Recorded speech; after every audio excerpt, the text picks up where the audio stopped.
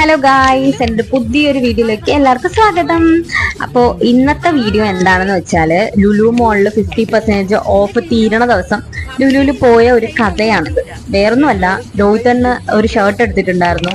അപ്പോൾ അത് വീട്ടിലൊന്ന് നോക്കിയപ്പോഴാണ് അറിഞ്ഞത് അത് കറക്റ്റ് അല്ല. അപ്പൊ അത് മാറ്റണം. ഞാൻ ട്രിവാൻഡ്രത്ത് വന്നത് എല്ലാവരും അറിഞ്ഞിട്ടുണ്ടാവില്ല. അപ്പൊ ട്രിവാൻഡ്രം ലുലു മോളിലാണ് പോണത്. രോഹിതനെ വന്നിട്ടില്ല, എന്റെ ചേട്ടനാണ് പോയി എടുത്തിട്ട് വന്നത്. അപ്പൊ അവന്റെ സൈസിന് എടുത്തിട്ട് വന്നതാ കറക്റ്റ് ആവും എന്നൊക്കെ വിചാരിച്ചു. പക്ഷെ വന്നു നോക്കിയപ്പോ എനിക്കറിയാം, എനിക്ക് രോഹിതന്റെ സൈസ് അറിയാം. അപ്പൊ കണ്ടപ്പോ തന്നെ എനിക്ക് മനസ്സിലായത് രോഹിതന്റെ പാകമല്ലാന്ന്. അപ്പൊ അത് മാറ്റാൻ വേണ്ടി പോണതാണ്. വേറൊരു പ്രത്യേകത എന്ന് വെച്ചാൽ അന്നത്തെ ദിവസമാണ് ആ ഓഫർ കഴിയുന്നത്, ഒരു സൺഡേയും ആണ്. പിന്നെ പറയണ്ടല്ലോ തിരക്ക്. അപ്പൊ ആരും ഉണ്ടാവൂല എന്നൊക്കെ വിചാരിച്ച് ഞങ്ങള് രാവിലെ 8:30 വീട്ടിൽ നിന്ന് ഇറങ്ങി. ഫുഡ് പോലും കഴിക്കാൻ കേട്ടോ ഇറങ്ങിയത്. നീലുവിനൊക്കെ എടുത്തിട്ടാ വന്നത്. വന്ന് നോക്കിയപ്പോഴോ തിരക്ക് തുടങ്ങി. മീൻസ് ഭയങ്കര തിരക്കായിട്ടില്ല, എന്നാലും ഉണ്ടായിരുന്നു. പിന്നെ ഞാൻ വേഗം ഓടി, തിരക്കാകണതിന് മുമ്പ് എങ്ങനെയെങ്കിലും കസ്റ്റമർ സർവീസിൽ നിന്ന് ആ ബില്ല് മാറ്റി വാങ്ങിക്കണമല്ലോ. അങ്ങനെ ഞാൻ ഓടി. അവരൊക്കെ ബാക്കിൽ വരുന്നതേ ഉള്ളൂ. ഞാൻ പെട്ടെന്ന് നീലുവിനെ അമ്മേന്റെ കൊടുത്തിട്ടോ ഓടിയതല്ല. നീലുവിനെ കൊണ്ട് പോക്ക് നടക്കില്ല എന്നറിയാലോ. അങ്ങനെ വേഗം ചെന്നിട്ട് ഇത് മാറ്റി. ഭാഗ്യത്തിന് എന്റെ അടുത്ത സൈസ് ഉണ്ടായിരുന്നു ഷർട്ടിന്റെ, അത് കിട്ടി. പക്ഷെ എന്നാലും ഞാൻ വേറെ നോക്കിയൊന്നും കിട്ടില്ല, എല്ലാം പോയി. പിന്നെ മാത്രമല്ല, രോഹിതന്റെ സൈസിൽ വലിയ കളക്ഷൻ ഇല്ല. പക്ഷെ സ്മോളും മീഡിയത്തിലൊക്കെ നല്ല കളക്ഷൻ ഉണ്ട്. ഞാൻ ബാഗൊക്കെ നോക്കി, അത് കഴിഞ്ഞിട്ട് ബാഗൊന്നും കിട്ടിയില്ല.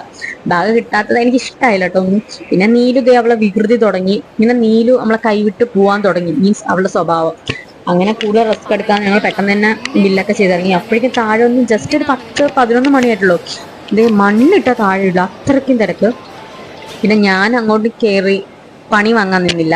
ഞാൻ പുറത്ത് നിന്ന്. നീലു പിന്നെ അവിടെ കിടന്ന് ബഹളം കാണിച്ച് നീലു ഫ്ലാറ്റ് ആയി കഴിഞ്ഞു, ഉറങ്ങി.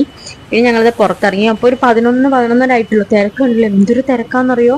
പിന്നെ എൻ്റെ ഒരു പ്രത്യേകം എന്താ പറയുക, എന്ത് ഫംഗ്ഷൻ ഉണ്ടെങ്കിലും ഞാൻ തലേന്നേ ഡ്രസ്സ് എടുക്കാൻ പോകുള്ളൂ. അല്ലെങ്കിൽ തലേന്ന് രാത്രിയൊക്കെ ഒരു ഓട്ടം എന്തിനെങ്കിലൊക്കെ വേണ്ടി ഓടി വന്നില്ലെങ്കിൽ എനിക്ക് എന്തോ ഒരു സമാധാനം കിട്ടില്ല.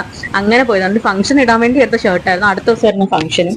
പിന്നെ ഞങ്ങൾ തിരക്ക് നല്ലോണം കൂടിയിട്ടുണ്ടായിരുന്നു. പാർക്കിംഗ് ഒക്കെ ഫുള്ളായിരുന്നു. ഞങ്ങളിന്നെ പുറത്ത് പാർക്ക് ചെയ്തുകൊണ്ട് വലിയ സീൻ ഉണ്ടായിരുന്നില്ല. പിന്നെ വേഗം ഇറങ്ങി. ഫുഡ് കഴിക്കാത്തതുകൊണ്ട് തന്നെ ഫുൾ ടയേർഡായി. പിന്നെ നമ്മൾ നേരെ ഫുഡ് കഴിച്ചിട്ട് വീട്ടിൽ പോകാന്നുള്ള ഇതിലേക്ക് ഞങ്ങളെ ഫേവറേറ്റ് റെസ്റ്റോറന്റ് കുമാർ കഫേ ആണ്. കുമാർ കഫേയുടെ ഫുഡ് എനിക്ക് ഭയങ്കര ഇഷ്ടമാട്ടോ. അപ്പൊ ഞങ്ങൾ കുമാർ കഫേയിൽ വന്നു. അപ്പോഴേക്കും നീലു എണീറ്റ്. പിന്നെ അവള് പൂർവാധിക ശക്തിയോടെ ഉയർത്തെണീറ്റ പോലെയാണ്. ഭയങ്കര എനർജി ആയിരുന്നു. അവിടുന്ന് ബഹളവും കാണിക്കാൻ തുടങ്ങി. ഞാൻ പിന്നെ ഫുഡൊക്കെ കഴിച്ച് നേരെ വീട്ടിലേക്ക് പോയി. അപ്പോൾ ഇതൊക്കെയായിരുന്നു ഇന്നത്തെ വിശേഷം.